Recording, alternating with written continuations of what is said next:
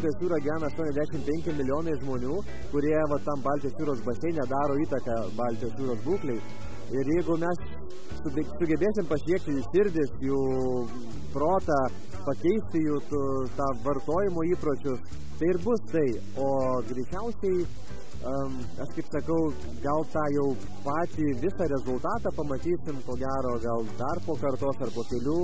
Aš, kaip sakau, stovėdamas prie Baltijos jūros kranto su savo provaikaičiais, galėsim kažkaip aptarti, kaip ta jūra atrodo ir tiesiog pasakyti, kad mes bent pabandėm kažką padaryti, kad ją išsaugoti jiems.